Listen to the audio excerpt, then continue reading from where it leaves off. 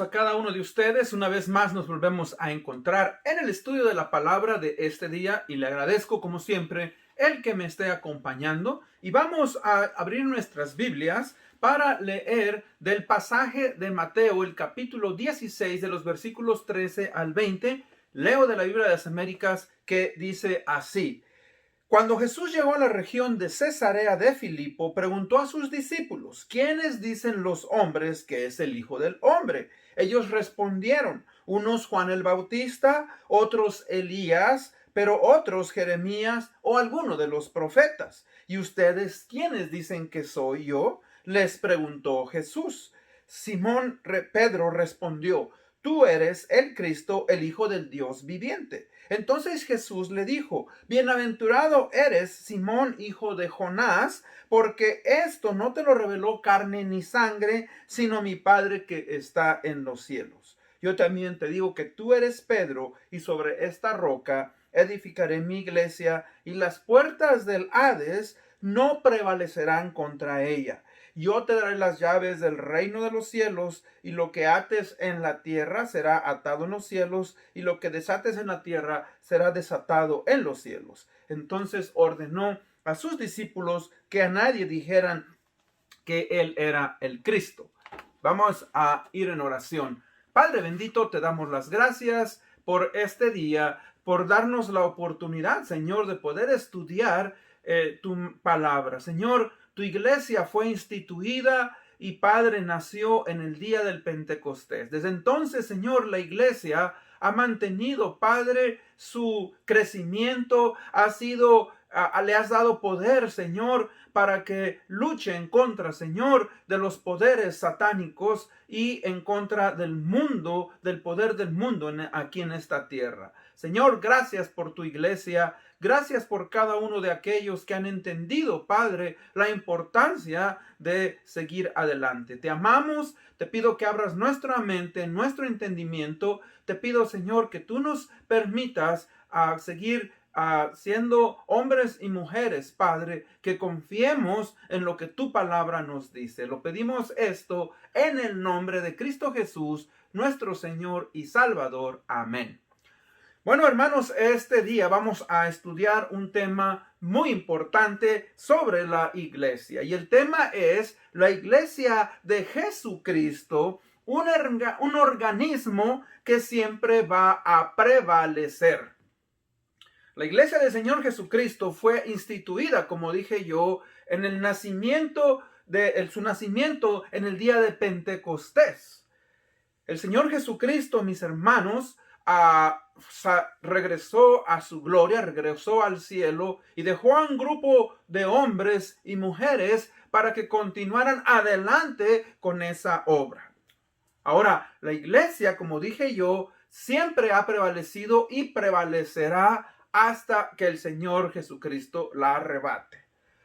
Se dice que aproximadamente un tercio de las personas que reclaman ser cristianos o que asistían a la iglesia local antes de la epidemia del COVID-2019 o en el año 2020, no han vuelto a las reuniones de la iglesia. Posiblemente usted que me escucha sea uno de ellos. Ahora, las razones son varias. Y pues algunos obviamente evitan llegar a la iglesia puesto que tienen miedo tal vez a infectarse en la iglesia. Otros tristemente han cambiado sus prioridades. Algunos no piensan volver a la iglesia hasta que todo vuelva a la normalidad, si es que volvemos a la normalidad. Algunos están esperando que salga una vacuna que sea más eficiente. Algunos siguen escuchando las predicaciones por las redes sociales y algunos han perdido el deseo de volver a la iglesia. Ahora, ¿qué nos dice la Biblia sobre lo que es la iglesia? ¿Por qué ésta debe de continuar congregándose? Recordemos que la iglesia, en griego, la eclesía, era una asamblea de personas que se reunían para hablar sobre los asuntos importantes relacionados a su comunidad. Había un mensajero que salía y pregonaba en las calles, eclesía, eclesía. Entonces todos los ciudadanos, aquellos que obviamente estaban interesados en la comunidad, se reunían en un lugar específico con un propósito específico y a una hora específica. O sea que los escritores del Nuevo Testamento y el Señor Jesucristo que acabamos de leer en este pasaje, ¿verdad? Usaron este concepto para referirse a las reuniones de los cristianos o los nuevos creyentes y sus actividades dentro de la misma. Y cuando digo sus actividades, la oración, el estudio de la palabra, la participación de la cena del Señor, compañerismo y otras cosas, igual que el evangelismo y el discipulado. Entonces, ¿verdad? Los discípulos, los nuevos creyentes, ¿verdad? Fueron llamados también como el pueblo de Dios.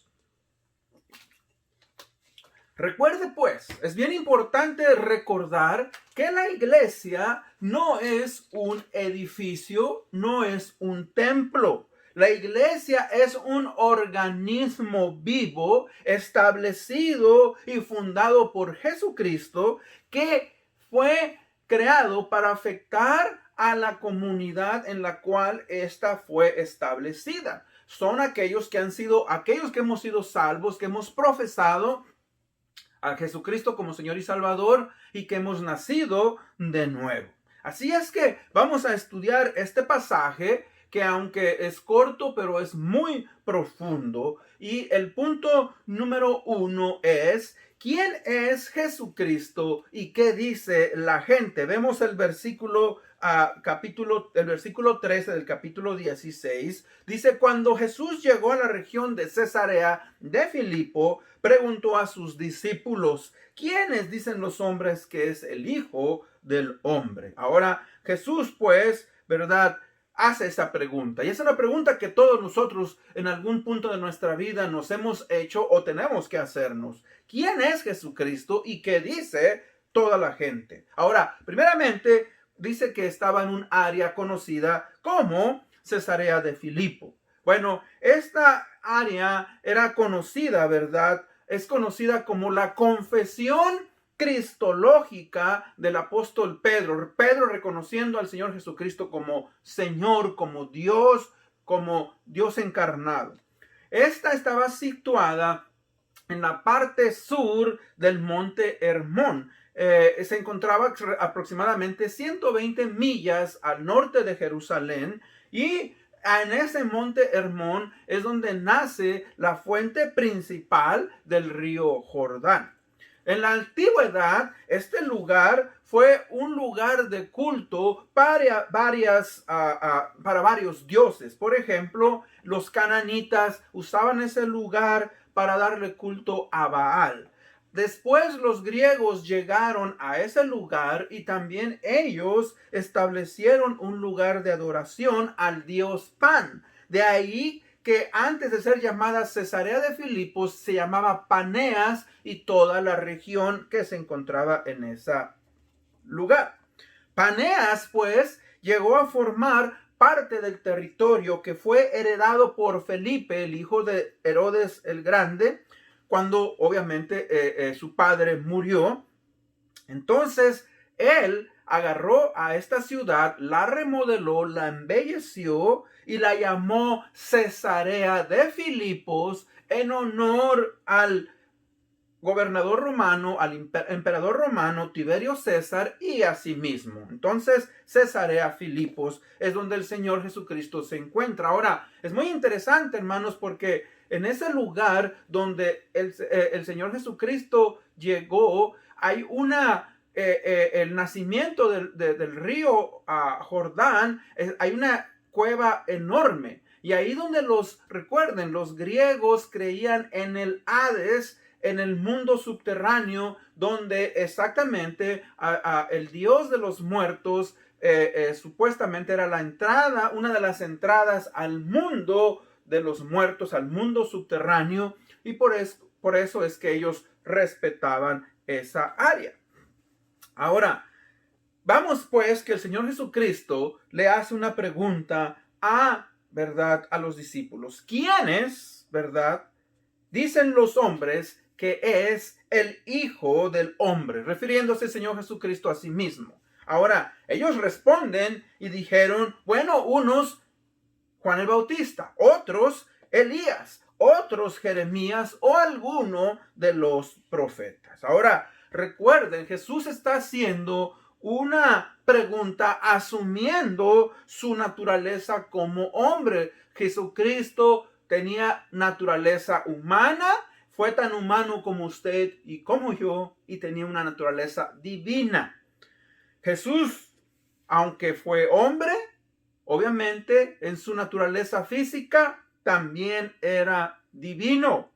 Es importante pues dejar en claro esto, que muchos veían y aún ven a Jesús simplemente, como dice ahí, un gran profeta, un líder religioso, un buen hombre o un gran maestro, pero no lo ven como lo que es el Hijo de Dios, el Mesías, el ungido, el escogido de Dios. Ahora, vamos a ver algunas de las maneras en que las personas veían al Señor Jesucristo. Primeramente dicen ellos, algunos creen que eres Juan el Bautista. Ahora, ¿por qué?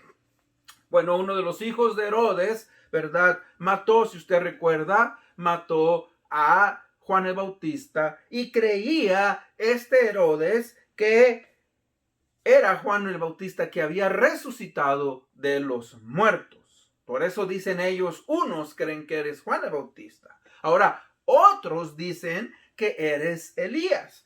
En el libro de Malaquías, el capítulo 4, versículos 5 y 6, se nos habla, dice que Elías vendrá antes del día terrible del Señor y restaurará la relación de los padres con los hijos, la relación, ¿verdad?, que existía también para anunciar el día del Señor. Por eso algunos creían, ¿verdad?, que era Elías. Ahora otros decían que era Jeremías, el profeta,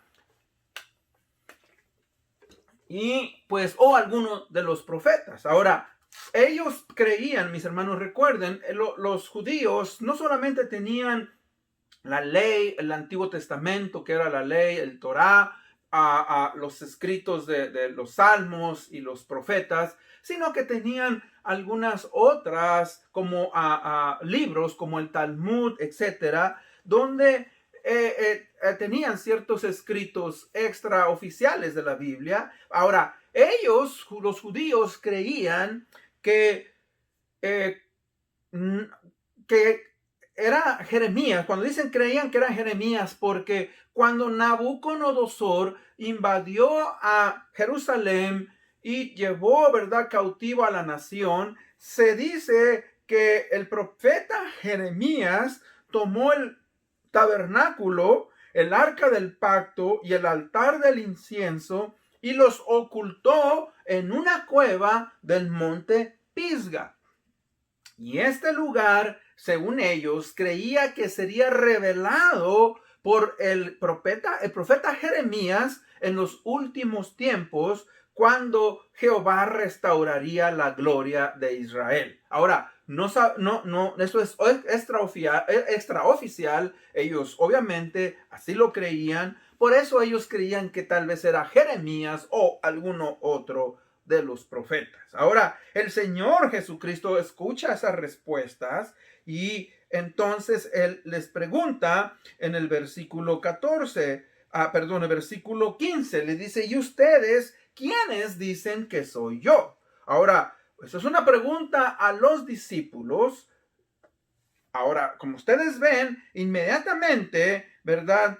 Pedro en el versículo 16 responde, dice, tú eres el Cristo, el Hijo del Dios viviente. Como siempre, acostumbrado, ¿verdad?, Pedro a tomar la iniciativa. Y obviamente responde muy acertadamente. Pedro muchas veces se precipitó, hizo cosas que no, dijo cosas que no debió haber dicho, pero hubo ciertos casos en los cuales, como en este, él respondió. Otra fue cuando el Señor Jesucristo le dijo a sus discípulos: ¿quieren ustedes también irse? Pedro respondió muy sabiamente: Señor, ¿a dónde iremos? Tú eres el único que tiene pan de vida. Tú eres el único, ¿verdad?, a quien nosotros podemos acudir. Entonces, en este caso, Pedro respondió: tú eres el Cristo, el Hijo del Dios viviente, de una manera, mis hermanos, muy clara.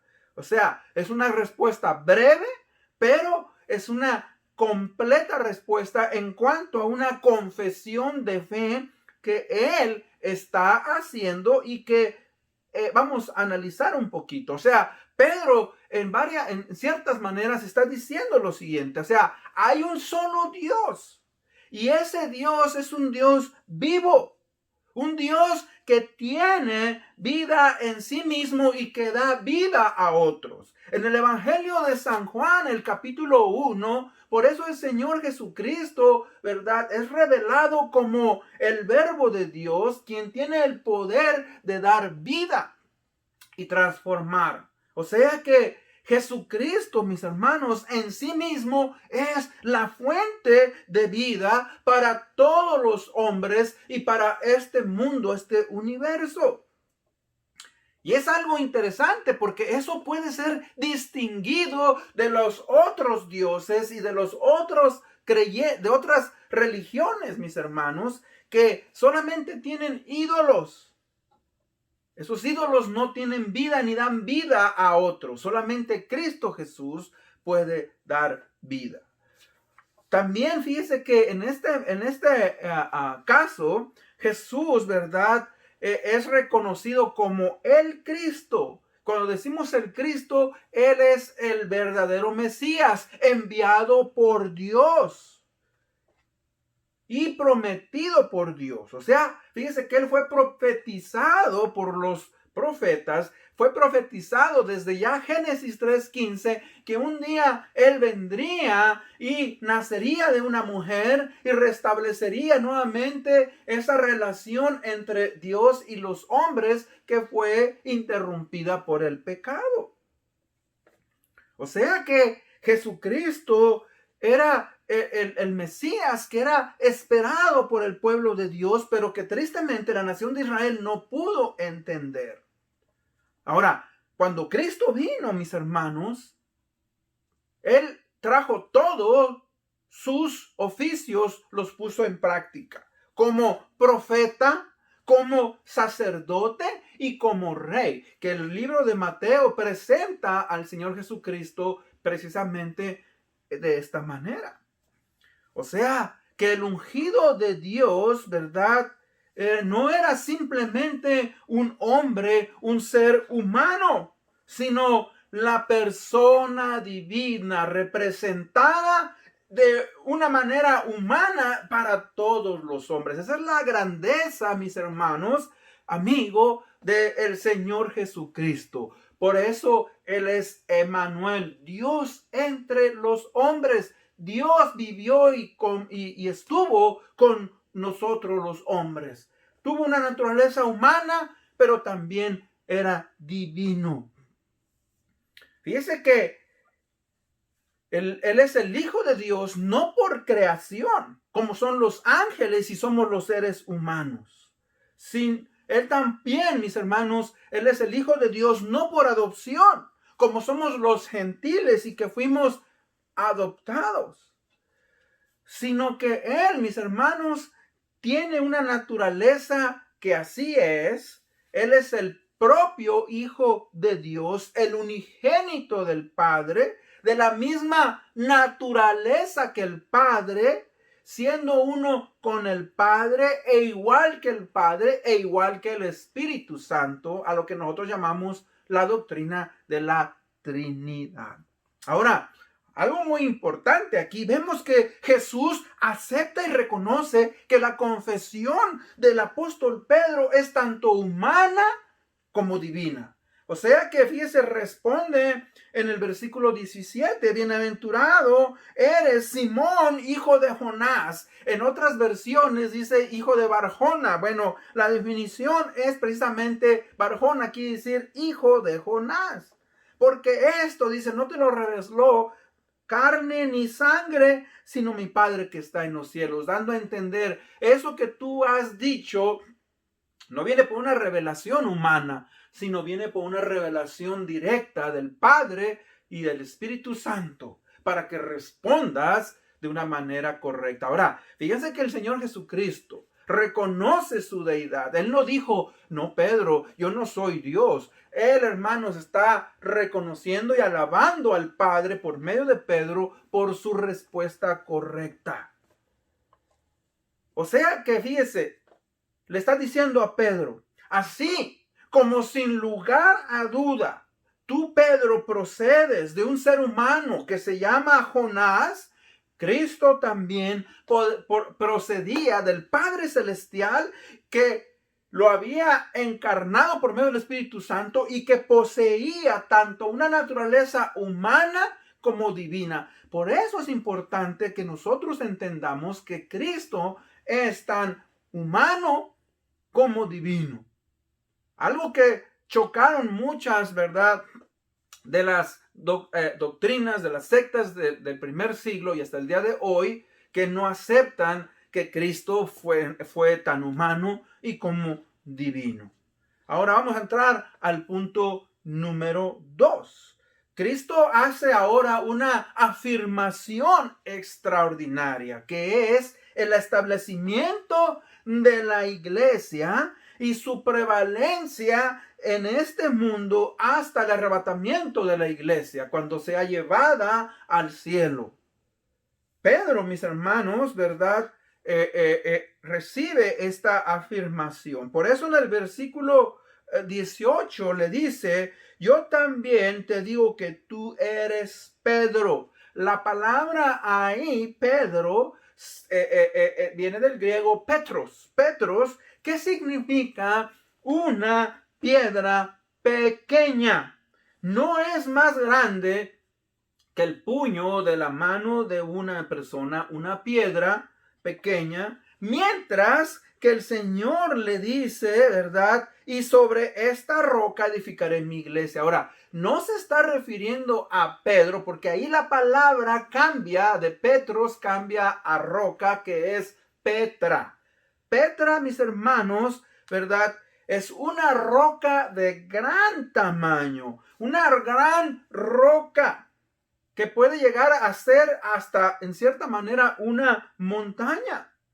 Si usted conoce un poco de historia, existe una ciudad llamada Petra, que hasta el día de hoy existe y que fue formada, cortada y esculpida en una gran formación rocosa. O sea, que si usted investiga la ciudad de Petra, va a darse cuenta que esa ciudad fue esculpida sobre una gran montaña y hasta el día de hoy existe y muchas personas la han visitado y se quedan maravillados de cómo estas habitantes, ¿verdad?, vivieron en ese lugar y cómo es que tallaron esa ciudad con sus columnas, etcétera, etcétera. Es una edificios muy bellos, pero nos da la idea, pues, que hay una diferencia. Cuando dice aquí,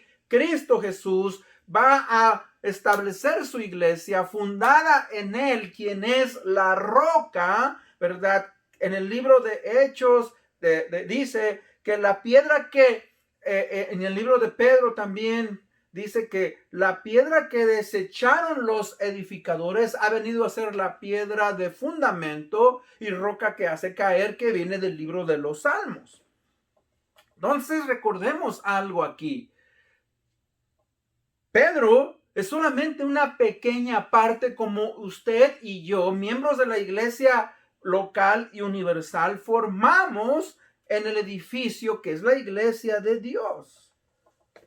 En Efesios 2, 19 y 20 nos dice algo muy importante. Dice, así pues, ustedes ya no son extraños ni extranjeros, sino que son conciudadanos de los santos y son de la familia de Dios. Una persona que recibe a Cristo viene a formar parte de la familia de Dios. Dice, están edificados sobre el fundamento de los apóstoles y profetas, siendo Cristo Jesús mismo la piedra angular, o sea, la base, el fundamento. Y no, ese es uno de los muchos versículos que nos habla sobre la parte fundamental del Señor Jesucristo. Y aquí no está quitando a los discípulos, dice, están edificados sobre el fundamento de los apóstoles. Claro que Él les encargó a los discípulos y a todos los demás que extendieran la iglesia a diferentes puntos. Entonces, ¿cuál es pues el propósito de Jesucristo y de Dios al establecer la iglesia local?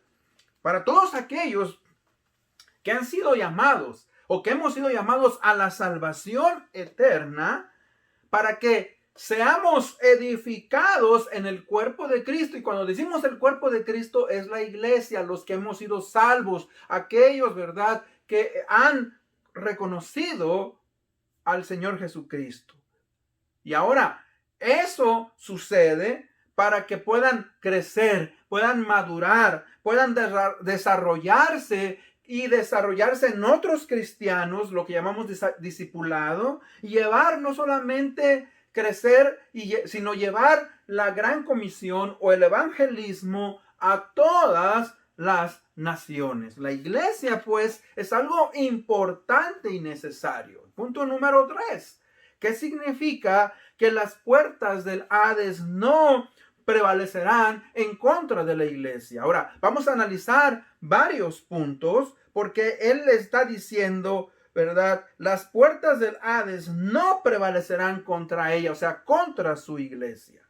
Recuerde pues varias cosas. Número 1, nuestro Señor Jesucristo está diciéndole aquí a Pedro, a los apóstoles, iniciadores, como vimos en este pasaje, ¿verdad? Quienes son los fundadores de la iglesia de Cristo, ¿verdad? Que los principados y potestades infernales, con toda su astucia y fuerza unidos, nunca podrán aniquilar el evangelio del Señor Jesucristo, nunca podrán destruir a los salvos o exterminar a su iglesia. La iglesia del Señor Jesucristo, desde que fue instituida, mis hermanos, ha sido preservada, será preservado hasta el día en que Él que nos arrebate. O sea que, en otras palabras, nadie podrá destruir a ningún alma que haya confiado y decidido construir o poner su fundamento en Cristo Jesús. Ha habido persecuciones, claro, han muerto miles y millones de cristianos, usted lo sabe. La historia cristiana nos revela. Desde el año aproximadamente 65, 70 de la era del Señor Jesucristo hasta el año 360, la iglesia, mis hermanos, fue perseguida por los emperadores romanos. Hasta que Constantino, y digo así Constantino porque algunos dicen que se convirtió, no estoy seguro si se convirtió, él declaró la religión cristiana como la religión oficial del Imperio Romano, y ahí empezaron a decaer, ¿verdad?, las persecuciones en contra de los cristianos. Pero la iglesia, hermanos, estuvo perseguida por más de... Y no solamente antes, sino también después. Usted puede estudiar historia cristiana y ha habido persecución en la iglesia cristiana a través de los siglos. Hoy en nuestros días hay persecución en lugares, mis hermanos, que no se es considerado legal ser cristiano. Países socialistas, países musulmanes, etcétera, etcétera. Y aún en países en los cuales se consideran como católicos romanos, pero aún los cristianos son perseguidos. Ahora, recuerde pues que Cristo Jesús estableció su iglesia. Estamos si estamos fundamentados en su roca, no podemos estar con miedo. Al principio dije, ¿verdad?, que un gran estadista aquí en los Estados Unidos dijo que un tercio de los cristianos no han vuelto a la iglesia por temor. ¿Por qué? Ahora, yo entiendo que debemos de tomar nuestras precauciones. Y yo he escuchado de gente que no va a la iglesia, pero ¿sabe qué? Va a fiestas, va a los parques, va a comprar sus víveres, va a centros médicos. O sea, hermanos, la iglesia del Señor Jesucristo debe de seguir adelante. Yo no quiero, ¿verdad?, ponerle carga que usted no tiene, pero recuerde, la iglesia está instituida por salvos, no es un edificio. Fíjese lo que Martín Lutero, el gran reformador, escribió. Él escribió un gran himno llamado Castillo fuerte es nuestro Dios. Y en una de sus estrofas él dice: y si demonios 1000 están prontos a devorarnos, no temeremos, porque Dios sabrá cómo ampararnos. Que muestre su vigor Satán y su furor, dañarnos no podrá, pues condenado es ya por la palabra santa. O sea que, por eso dice el Señor Jesucristo, las puertas del Hades no prevalecerán en contra, ¿verdad?, de la iglesia. Las puertas del Hades o el mundo de los muertos no es otro, mis hermanos, que las mismas puertas, pues, de la muerte. La tumba, la muerte de las personas que entran a un estado de separación de este mundo. O sea que esto nos habla y dice de que ni la muerte ni la tumba prevalecerán hasta el final y van a tener al mundo, a los cristianos, ¿verdad?, de la relación con el Señor Jesucristo, los miembros de esta iglesia. O sea que un día todos los creyentes que han muerto serán resucitados a un nuevo estado, vivirán gloriosamente con Jesucristo para estar con Él eternamente cuando recibamos nuestro cuerpo glorificado para siempre. Ahora, tenemos que entender algo que se ha debatido por siglos. Muchos dicen que aquí se le está dando la autoridad a Pedro, lo cual no es así. No se refiere al Pedro mismo como el fundador de la iglesia, puesto que él es un mortal al igual que todos los hombres, y que un día él tuvo que morir y que también va a ser juzgado al igual que todos los hombres. Pedro, al igual que todos los apóstoles, fueron los fundadores y colaboradores del establecimiento de la iglesia de Jerusalén y la iglesia universal, pero hasta ahí. Cuando dice la roca, en esta roca edificaré mi iglesia, está refiriéndose a Cristo mismo. Cristo, quien es la roca, quien fue llevado al sepulcro de la muerte por medio de Satanás y los poderes de las tinieblas, pero que sin embargo, por la propia ruina, fíjense, por su propia ruina de Satanás, fue despojado del poder de la muerte cuando Cristo Jesús resucitó. Eso usted lo puede leer en Hebreos 2:14 y posiblemente ahí lo voy a poner en la pantalla o ahí lo va a leer. O sea que aunque la muerte y la tumba tuvieron cierto poder sobre Jesucristo por un tiempo, dijo yo, no pudieron que retenerlo. Se levantó victorioso, ustedes saben, al tercer día. Y teniendo él las llaves del Hades y de la muerte, dio autoridad a la iglesia para poder, hermanos, enfrentarse. Por eso les dice: yo te daré las llaves del cielo en los cielos, y lo que ates en la tierra será atado en los cielos, y lo que desates en la tierra será desatado en los cielos. O sea, la autoridad que se le está dando es a la iglesia local, para que a través del evangelio prediquemos y ¿sabe qué? La gente se convierta y no estén en perdición eterna. La iglesia tiene autoridad y por eso es importante, mis hermanos, que volvamos a funcionar como iglesia. En conclusión, cada miembro de la iglesia de Jesucristo es importante. Debemos de continuar adelante buscando ser edificados y creciendo, confiando en el Señor Jesucristo, sin importar lo que pase en este mundo. En estos momentos que usted me escucha, están sucediendo grandes cosas, terremotos, guerras en el Medio Oriente. O sea, está la pandemia mundial. Y eso, mis hermanos, nos puede aterrar. Eso nos puede poner en miedo. Pero recuerde, la iglesia, mis hermanos, no va a poder ser destruida. No hay pandemia, no hay hombre, no hay poder del diablo que pueda con la iglesia porque es de Cristo. Leo en Romanos 8, 38 y 39, dice en la Nueva Versión Internacional: sin embargo, en todo esto somos más que vencedores por medio de aquel que nos amó.